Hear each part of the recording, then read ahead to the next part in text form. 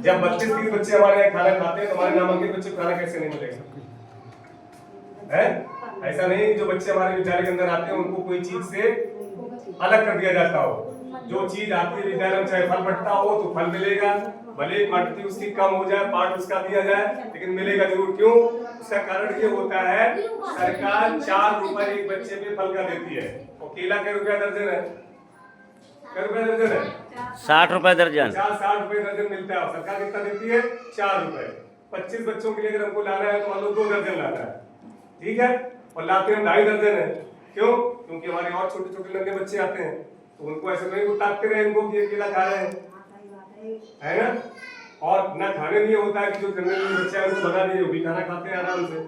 खाने की गुणवत्ता में कोई कमी हो तो आप लोग आ सकते हैं, माँ समूह बनाया गया है, कोई भी माँ आए चेक कर ले, चेक करके बताए खाना कैसा है ना। बच्चों से पूछ सकते हैं कैसा है, जितना अच्छा से अच्छा हो सकता है खाना बनवाया जा रहा है।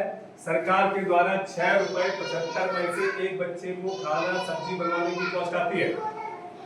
6 रुपए 75 पैसे, हम 7 रुपए मान ले रहे हैं। तो 7 रुपए में अगर 25 बच्चों का खाना बनेगा तो कितने रुपए लगे? 25 छक्का 150 और 25 सत्ते 175 रुपए। 175 रुपए में 30 बच्चों की सब्जी बनती है।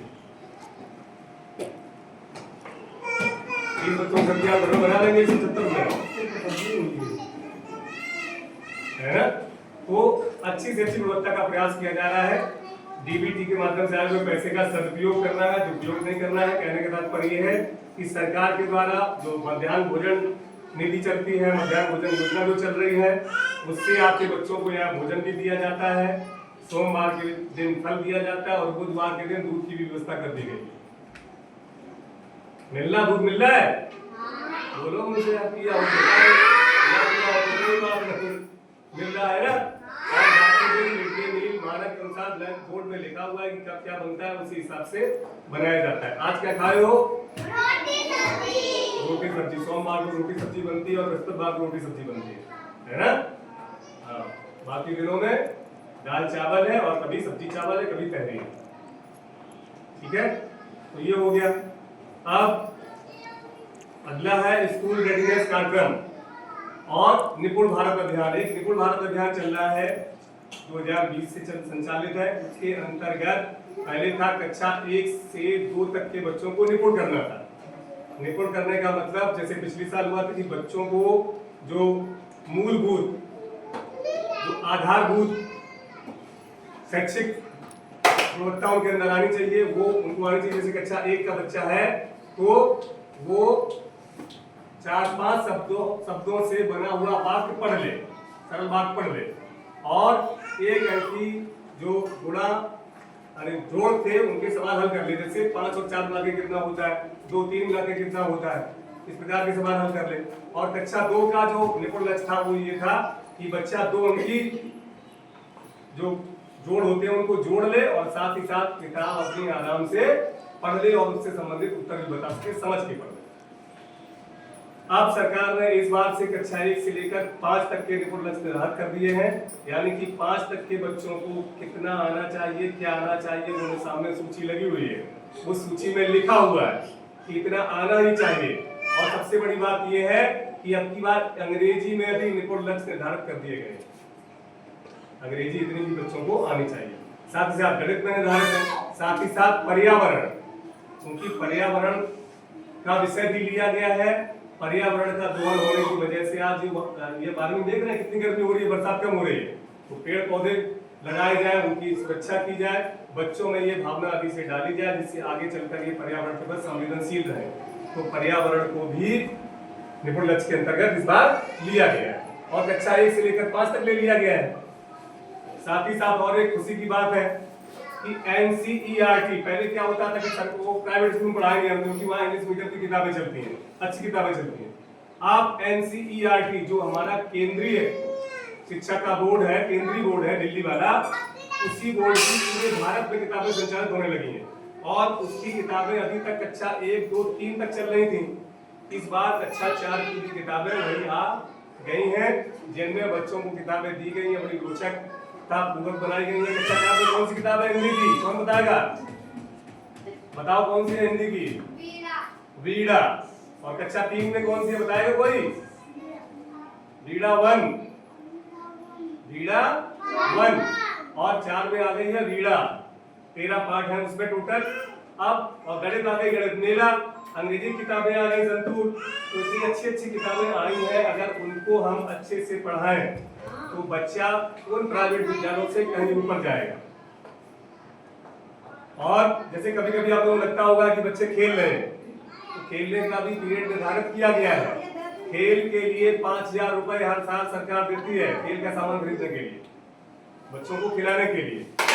साथ ही साथ पढ़ाई, रीडिंग, यानी कि बच्चा स्पीड से और समझ के पढ़े, इसके लिए पढ़ने की भी व्यवस्था की गई। पुस्तकालय के रूप में किताबें हर साल सरकार के द्वारा विद्यालय को भेजी जाती हैं, जो कि अलमारी में वहां पे लगी हुई है पुस्तकालय में। और ये वाला कमरा हमने रीडिंग के लिए बनाया हुआ है।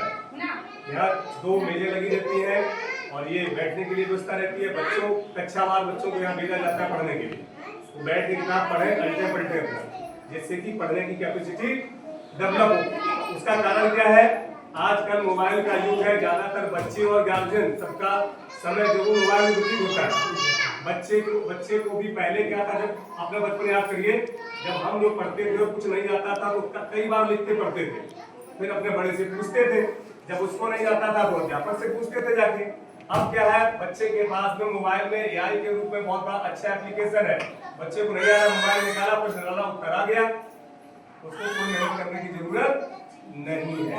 अच्छा, जब हम मेहनत नहीं करेंगे तो हमारी मानव पटल से वो चीजें रुकेगी नहीं, रुकेंगी।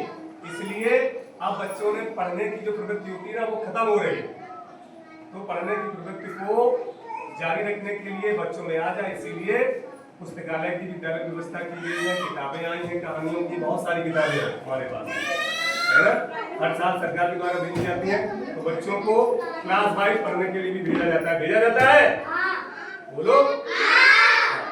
साथ ही साथ इस बार से कैचअप प्रोग्राम चल रहा है, जो बच्चे पढ़ने से पीछे चल रहे हैं उनके लिए। जैसे कि अनुज चाहे कक्षा 4 में पढ़ नहीं पाते हैं, जैसे कि तमन्ना आ गई कक्षा 2 में पढ़ नहीं पाती है।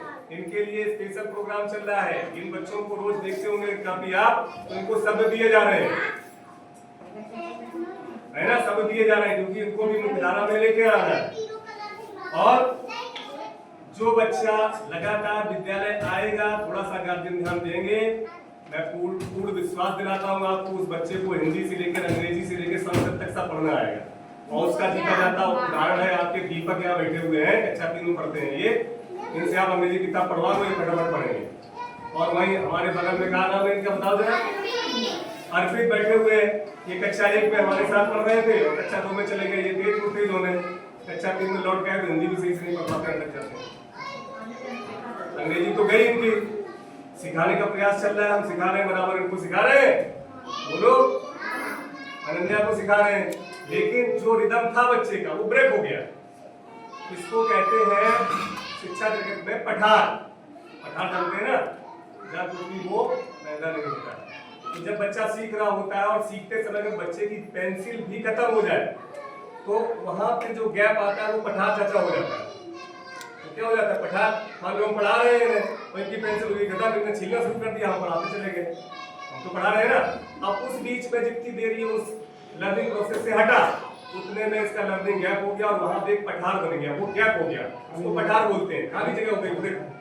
अब उसको भरने के लिए इनका साप्ताहिक आकलन होता है, अगर देखा जाता है बच्चा कहाँ पे चल रहा है, उसी हिसाब से अंग्रेजी का आकलन होता है ना। तो पूरा प्रयास कर रहा है विद्यालय परिवार कि आपके बच्चों के साथ न्याय हो, पढ़ने में भी, पढ़ाई में भी इनकी, और साथ ही साथ खाने की गुणवत्ता में, और साथ ही साथ इनका शारीरिक विकास हो, उसके लिए खेलने की भी व्यवस्था पूर्ण रूप से की गई। सारी व्यवस्थाएं हैं, आप लोग आज आए हुए हैं, आपने भी बता दिया। और तीसरा रह जाता है दीक्षा और रीड अलॉन्ग ऐप, मोबाइल का सदुपयोग। मैंने सबके मोबाइल में एप्लीकेशन डाउनलोड करवाया था, कौन सा याद है बताओ। और दीक्षा और रीड अलॉन्ग इसलिए करवाया था, रीड अलॉन्ग बच्चा खोलेगा, उसमें हिंदी चूज करेगा।